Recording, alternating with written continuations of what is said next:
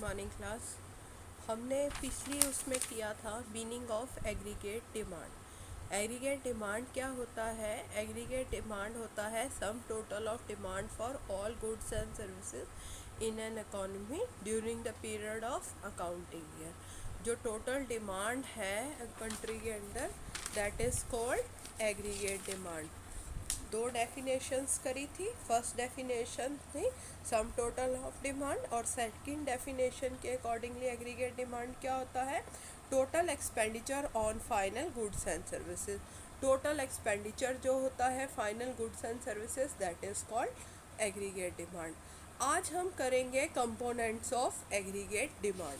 अब components of aggregate demand को study करते हुए हम सबसे पहले करेंगे फोर्थ सेक्टर इकोनॉमी में क्या कंपोनेंट होते हैं, और क्लोज्ड इकोनॉमी में टू सेक्टर इकोनॉमी में उसके कंपोनेंट्स क्या होंगे।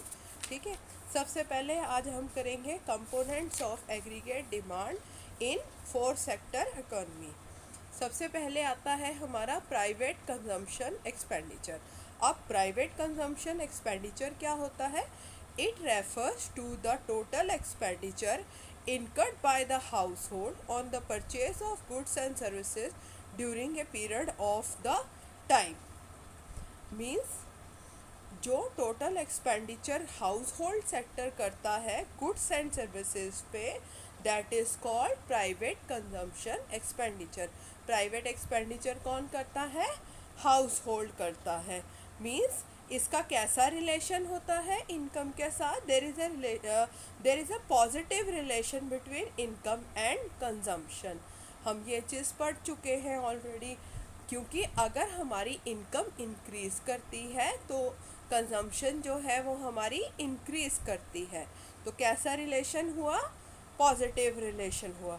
As the income rises consumption also rises. अगर इनकम इंक्रीज करेगी कंजम्पशन इंक्रीज करेगी, अगर इनकम डिक्रीज करेगी तो कंजम्पशन हमारी डिक्रीज करेगी। तो पहला कंपोनेंट क्या होता है हमारा? Private consumption expenditure. और प्राइवेट कंजम्पशन एक्सपेंडिचर कौन करता है? Household sector. सेकंड है हमारा इन्वेस्टमेंट एक्सपेंडिचर। अब इन्वेस्टमेंट एक्सपेंडिचर क्या होता है? It is a total expenditure by the producing sector for the investment such as purchase of capital goods, plants, machinery etcetera. Means जो भी इन्वेस्टमेंट एक्सपेंडिचर अब कौन इनकर्ड कर रहा है? मीन्स ये प्रोड्यूसिंग सेक्टर इनकर्ड कर रहा है। It is affected by the rate of interest and marginal efficiency of capital. Investment expenditure होता क्या है? इन्वेस्टमेंट एक्सपेंडिचर होता है total expenditure by producing sector. जो प्रोडक्शन कर रहा है, प्रोड्यूसर जो एक्सपेंडिचर कर रहा है टोटल प्रोडक्शन में, that is called investment expenditure. अब वो प्रोडक्शन किस चीज़ पे कर सकता है? वो परचेज कर सकता है कैपिटल गुड्स को, प्लांट एंड मशीनरी को परचेज कर सकता है।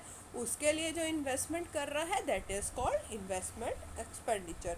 अब इन्वेस्टमेंट एक्सपेंडिचर किससे अफेक्ट होता है हमारा? रेट ऑफ इंटरेस्ट से अफेक्ट होता है and marginal efficiency of capital. अब रेट ऑफ इंटरेस्ट क्या होता है? अब इसमें मैंने बोला कि रेट ऑफ इंटरेस्ट से इफेक्ट होता है। रेट ऑफ इंटरेस्ट होता है कि अगर मैंने कोई इन्वेस्टमेंट करनी है, ठीक है, उसके लिए मुझे रेट ऑफ इंटरेस्ट क्या देना पड़ रहा है। ठीक है, अब मैंने लोन लिया इन्वेस्टमेंट करने के लिए, मैंने लोन लिया कहीं से, तो उस लोन पे क्या करना पड़ेगा? इंटरेस्ट पे करना पड़ेगा हमें, है ना।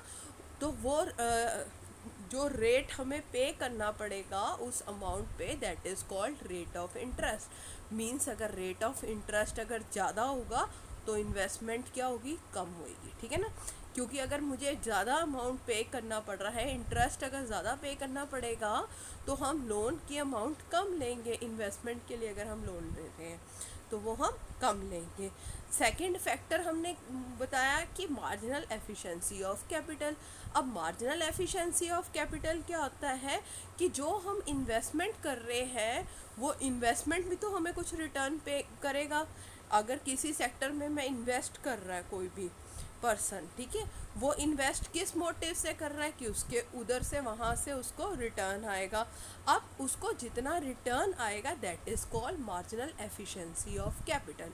अगर कहीं का मार्जिनल एफिशिएंसी ऑफ कैपिटल ज़्यादा होगा जिस इन्वेस्टमेंट का रेट ऑफ इंटरेस्ट से, हम वहाँ पर इन्वेस्टमेंट ज़्यादा कर रहे होंगे क्योंकि पर्सन को रिटर्न ज़्यादा मिल रहा है और वो पे जो कर रहा है इंटरेस्ट वो लेस है। इसको हम आगे फिर से डिटेल में करेंगे, डोंट वरी। नहीं समझ आया, एक बार फिर से हम इसको करेंगे। मींस अभी हम इतना समझते हैं, रेट ऑफ इंटरेस्ट जो होता है इन्वेस्टमेंट का वो अमाउंट होती है जो हम पे करते हैं इन्वेस्टमेंट के लिए। जो अमाउंट हम लोन लेते हैं उस पर जो इंटरेस्ट पे करते हैं that is called rate of interest. Marginal efficiency of capital होता है जो इन्वेस्टमेंट से हमें रिटर्न हुई है, जो वो आउटपुट हमें दे रही है, जितना रिटर्न हमें मिल रहा है उस इन्वेस्टमेंट में, that is called marginal efficiency of capital. अभी फ़िलहाल हम इसका मीनिंग याद करेंगे, आगे इसको डिटेल में करेंगे, राइट। फिर आता है हमारा गवर्नमेंट एक्सपेंडिचर। अब ये गवर्नमेंट एक्सपेंडिचर क्या होता है? It is the total expenditure incurred by the government on intermediate consumption.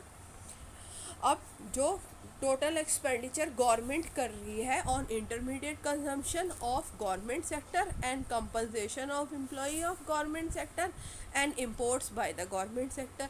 अगर गवर्नमेंट कोई भी एक्सपेंडिचर कर रही है, अब एक्सपेंडिचर किस चीज़ पे कर सकती है गवर्नमेंट?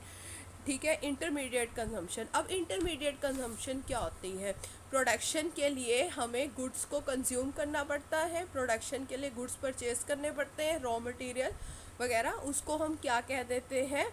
Intermediate consumption, right. फिर उसके बाद आता है कंपनसेशन ऑफ एम्प्लॉयज़ को जो गवर्नमेंट कंपनसेशन पे करती है that is also a kind of expenditure, ठीक है, तो वो गवर्नमेंट एक्सपेंडिचर के अंडर आ जाएगा। और इम्पोर्ट्स बाय द गवर्नमेंट, या गवर्नमेंट जो गुड्स है इम्पोर्ट कर रही है, गुड्स एंड सर्विसेज बाहर से, that is also called the government expenditure. अब हमने 3 तरह के एक्सपेंडिचर करे। पहला private consumption expenditure. Private consumption expenditure कौन करता है? हाउस होल्ड सेक्टर करता है। फिर हमने किया इन्वेस्टमेंट एक्सपेंडिचर। अब इन्वेस्टमेंट एक्सपेंडिचर कौन करता है? प्रोड्यूसर करता है। फिर आता है हमारा गवर्नमेंट एक्सपेंडिचर।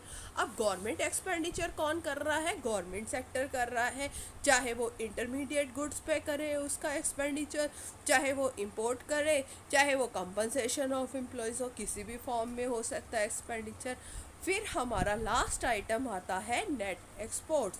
अब नेट एक्सपोर्ट्स क्या होता है? It is a difference between exports and imports of goods and services.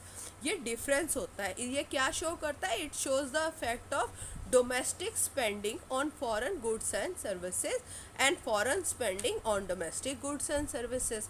अब अगर हमारा इंपोर्ट ज़्यादा है एक्सपोर्ट से, तो इसका मतलब क्या है? डोमेस्टिक स्पेंडिंग हमारी ज़्यादा है फॉरेन कंट्री पे, ठीक है। कंट्री जो डोमेस्टिक कंट्री है, मींस हम इंडिया में हैं, तो हम ये कहेंगे कि इंडिया की स्पेंडिंग जो है फॉरेन गुड्स पे ज़्यादा है, ठीक है, अगर हमारा इंपोर्ट ज़्यादा है। अगर हमारा एक्सपोर्ट ज़्यादा है means foreign spending on domestic goods ज़्यादा है, फॉरेन कंट्रीज़ हमारे गुड्स की डिमांड ज़्यादा कर रहे हैं, इट मीन्स हमारी एक्सपोर्ट ज़्यादा है, that is also a kind of aggregate demand. तो ये हमारा कंपोनेंट है एग्रीगेट डिमांड का। अब हमने इसमें कंपोनेंट ऑफ एग्रीगेट डिमांड की है 4 सेक्टर इकोनॉमी में। अब 4 सेक्टर इकोनॉमी में सबसे पहले किसकी? हाउस होल्ड की डिमांड आई। हाउस होल्ड की डिमांड किसके अंडर कवर होती है? प्राइवेट कंजम्पशन एक्सपेंडिचर के अंडर कवर होती है। फिर प्रोड्यूसर्स की डिमांड है। प्रोड्यूसर की डिमांड किसके अंडर कवर होती है? इन्वेस्टमेंट एक्सपेंडिचर के अंदर कवर होती है। फिर गवर्नमेंट की डिमांड आई। गवर्नमेंट का एक्सपेंडिचर किसके अंडर कवर होता है? गवर्नमेंट एक्सपेंडिचर के अंडर कवर होता है। फिर हमने अगर कोई बाहर गुड्स अगर सेल करे हैं या परचेज करे हैं, that covered under net exports. Net exports कैसे निकालते हैं? एक्सपोर्ट्स में से हम इंपोर्ट को माइनस कर देते हैं, that is called net exports. ठीक है जी, ये हमारे कंपोनेंट्स है 4 सेक्टर इकॉनमी में। फिर है components of aggregate demand in two sector economy. अब हमारी टू सेक्टर इकोनॉमी बेसिकली होती है क्लोज्ड इकोनॉमी होती है, ठीक है जी। अब इसमें क्या कंपोनेंट्स होते हैं, इसमें दो ही कंपोनेंट्स हो जाते हैं हमारे, consumption expenditure and investment expenditure. अब कंजम्पशन एक्सपेंडिचर क्या होता है, इसमें consumption expenditure it is the house hold sector demand for consumption. House hold sector की डिमांड किसके अंडर आती है, कंजम्पशन एक्सपेंडिचर में। और दूसरा हमारा इन्वेस्टमेंट एक्सपेंडिचर में क्या आता है, प्रोड्यूसर सेक्टर की डिमांड आती है इन्वेस्टमेंट एक्सपेंडिचर में। तो अगर हमारी क्लोज्ड इकॉनमी है तो उसमें क्या होती है, गवर्नमेंट की इंटरफेरेंस नहीं होती है, तो गवर्नमेंट की एक्सपेंडिचर नहीं होगा। दूसरा क्लोज्ड इकॉनमी है तो इंपोर्ट एक्सपोर्ट का भी चांस नहीं होगा, मींस दो आइटम ऑलरेडी उसमें से एलिमिनेट हो जाएंगे। तो कौन से रह जाएंगे item, consumption expenditure and investment expenditure. ये हमारे कंपोनेंट्स आते हैं टू सेक्टर में। बड़ा इंपॉर्टेंट क्वेश्चन आता है ये हमारा इस चीज़ का ना। तो हम मीनिंग कर चुके हैं एग्रीगेट डिमांड का, और आज हमने इसके क्या करे हैं, कंपोनेंट्स ऑफ एग्रीगेट डिमांड। आगे हम फिर करते हैं।